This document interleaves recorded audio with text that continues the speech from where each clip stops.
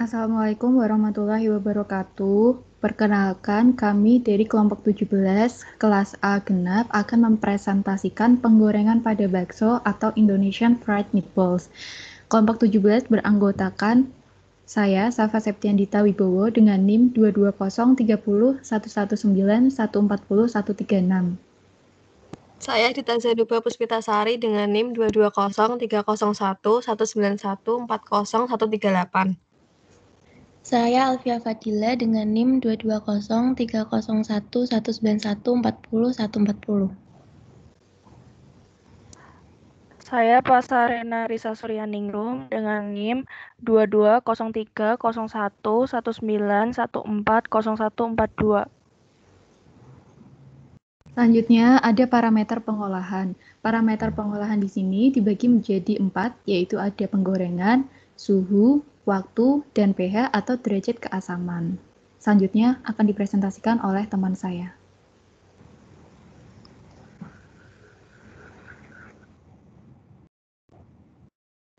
Next ya.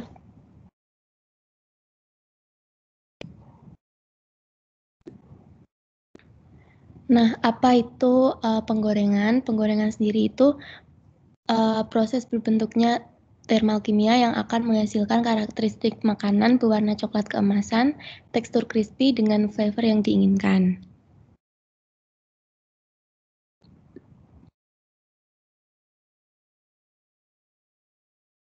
Lalu pada saat makanan digoreng itu akan terjadi hidrolisa, oksidasi, dan dekomposisi minyak. Hal ini dipengaruhi oleh bahan pangan dan kondisi saat penggorengan. Komponen pada minyak ini nantinya akan ditransferkan ke dalam bahan makanan yang dapat memberikan efek merugikan kesehatan. Maka dari itu minyak yang digunakan berkali-kali ini nanti dapat memberikan efek yang merugikan kesehatan.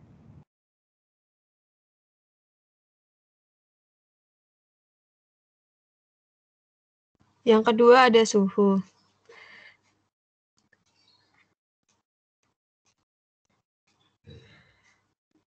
Pada umumnya, suhu untuk menggoreng bakso yaitu 150 derajat Celcius sampai 180 derajat Celcius selama 5 menit dengan metode deep frying.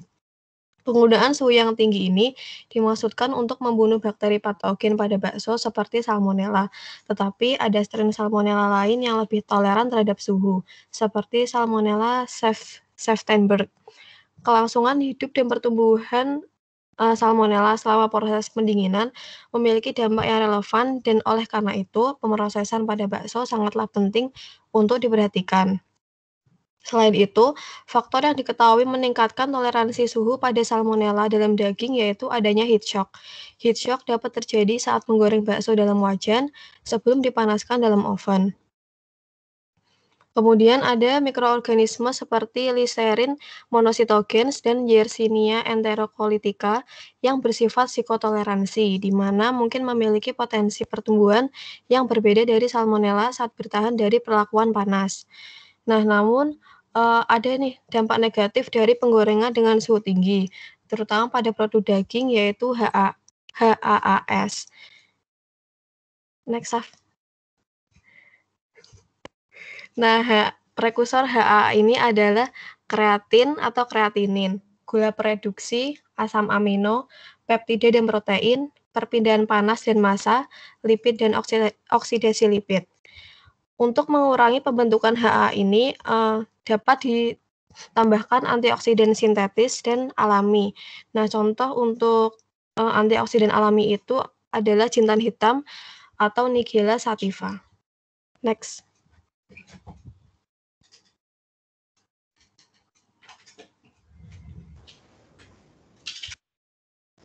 Selanjutnya ada waktu. Waktu yang dibutuhkan dalam penggorengan bakso pada suhu 170 derajat Celcius adalah 2,5 sampai 9 menit. Waktu merupakan salah satu parameter dalam proses pengolahan bahan pangan.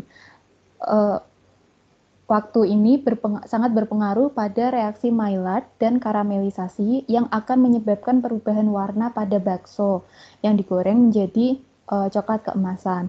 Selain itu, penggunaan waktu pada proses penggorengan akan berpengaruh terhadap kadar air dalam bahan pangan. Apabila waktu yang digunakan untuk penggorengan terlalu lama, maka kadar air pada bahan perlahan-lahan akan semakin berkurang.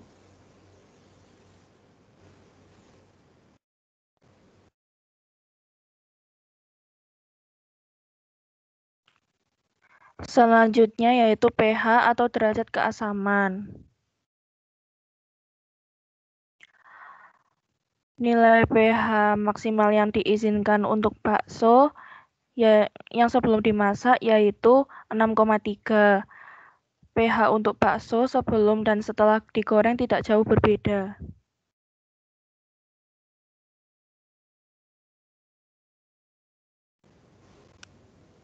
Selanjutnya ada kualitas bahan pangan meliputi yang pertama ada bakso sapi, warna, tekstur, aroma, rasa, zat gizi, kadar air, dan penyerapan minyak.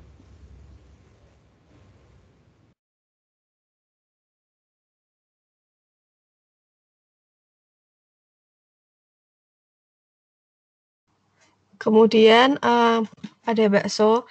Bakso ini merupakan makanan tradisional Indonesia yang dapat diklasifikasikan sebagai daging yang direstrukturisasi dan diproduksi dengan mencampurkan daging giling halus dengan bahan lainnya. Nah, bahan lainnya itu contohnya seperti garam, bawang putih, dan tepung tapioka yang menjadi adonan dan kemudian dibentuk menjadi bola-bola sebelum dimasak dalam air mendidih atau digoreng, tergantung pada masakannya.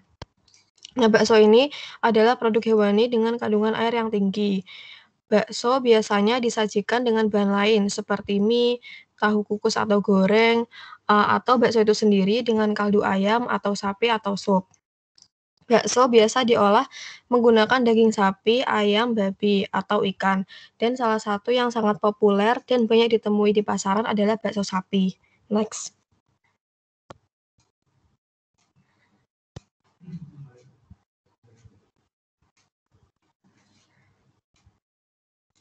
Ada standar nasional Indonesia untuk bakso yaitu kadar air kurang lebih 70%, kadar lemak maksimal 2%, kadar protein minimal 6%, kadar abu maksimal 3%, dan tidak terdeteksi boraks pada produk.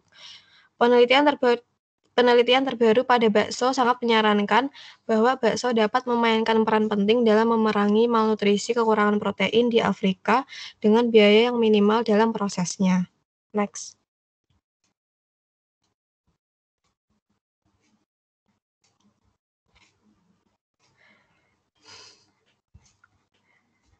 Kemudian ada warna.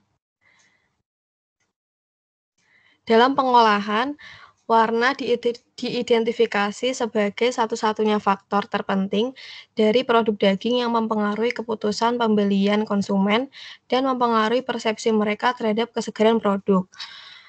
Atribut warna produk daging yang telah dimasak muncul terutama dari pigmentasi daging dan zat aditif yang digunakan dalam proses pembuatannya. Kemudian ada penelitian yang dilakukan bahwa warna yang dihasilkan dari penggorengan bakso sapi itu lebih terang dibandingkan dengan bakso daging babi.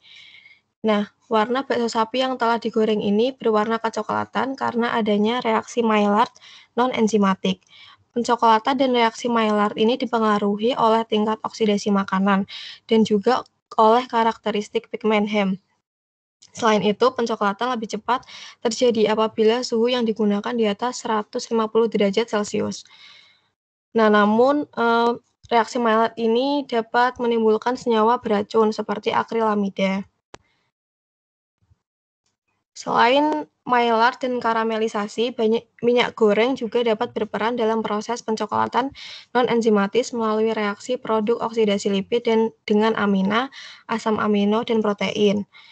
Selain itu, warna merah pada daging akan mengalami perubahan menjadi abu-abu kecoklatan selama penggorengan karena terjadinya proses oksidasi mioglobin yang berwarna merah menjadi mat mioglobin setelah proses pemanasan. Selama proses penggorengan, suhu tinggi menyebabkan denaturasi protein globin dan mempercepat proses oksidasi mioglobin menjadi mat mioglobin. Perubahan warna bakso daging meningkat seiring dengan bertambahnya waktu penggorengan. Selain itu, warna juga dipengaruhi oleh suhu penggorengan. Efek yang signifikan dari media penggorengan diamati pada perubahan warna keras yang paling rendah saat shortening. Next.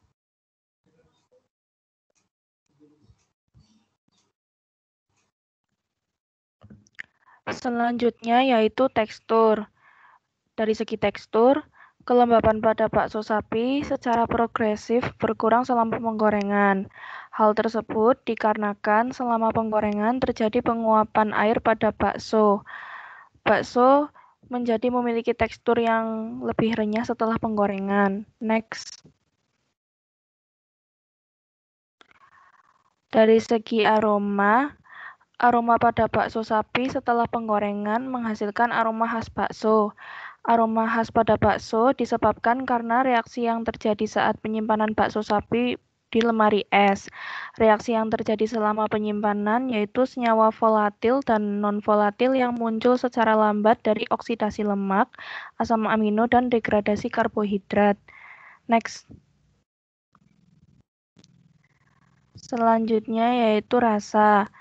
Dari segi rasa pada bakso sapi setelah penggorengan dengan suhu tinggi menghasilkan rasa yang khas pada bakso.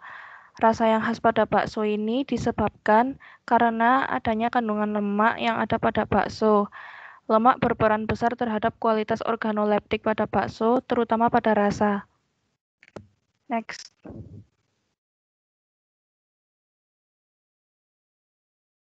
Selanjutnya, zat gizi pada 100 gram daging sapi, yaitu terdapat lemak 14 gram, protein 18,8 gram, besi 2,8 gram, riboflavin 0,56 gram, tiamin 0,08 gram, dan niacin 1,3 gram.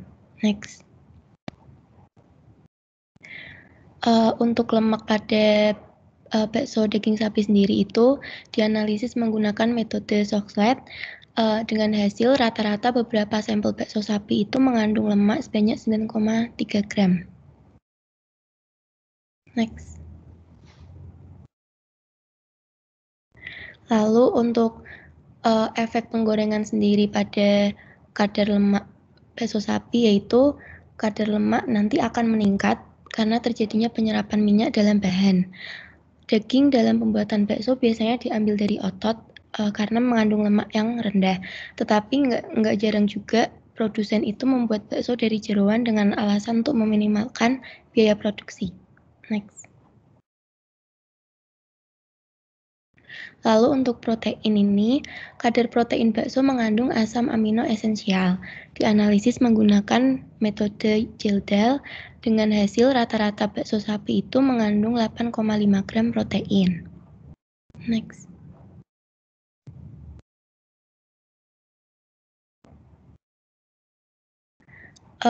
Dengan menggoreng bakso sapi ini dihasilkan kadar protein pada saat penggorengan itu berkurang karena terjadinya denaturasi. Hal ini dikarenakan pengaruh suhu yang panas saat perebusan maupun penggorengan. Perubahan pada suatu protein ini ditimbulkan oleh panas yang nantinya akan terjadi denaturasi itu sendiri. Next.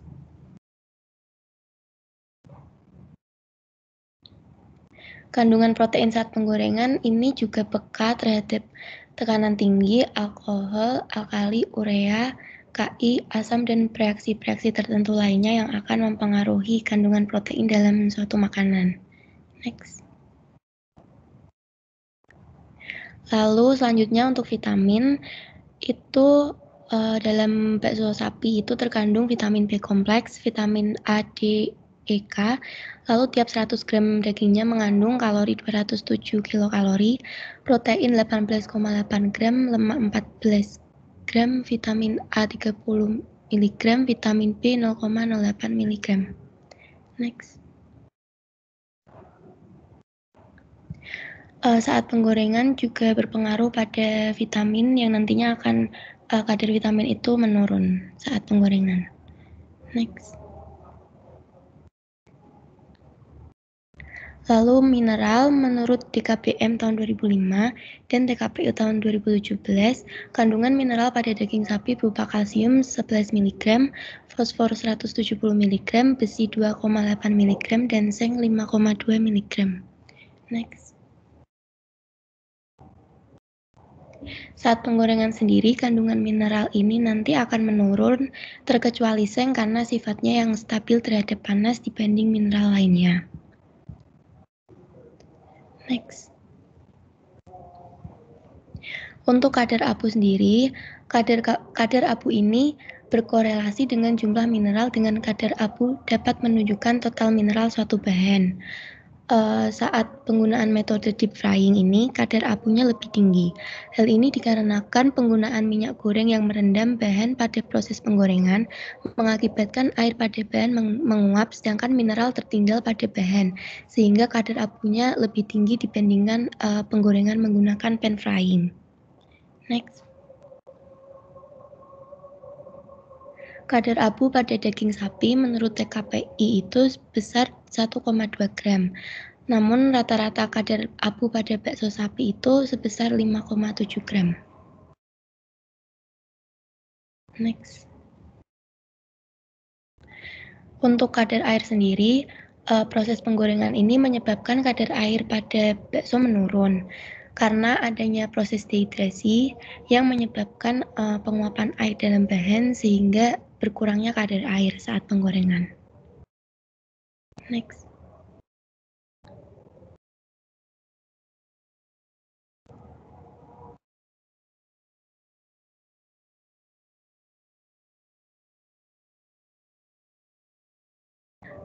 Pemasakan ini sendiri mengakibatkan denaturasi protein daging ditandai dengan penyusutan, lalu keluarnya air dari bakso. Maka dari itu, kadar air pada penggorengan bakso nanti akan menurun.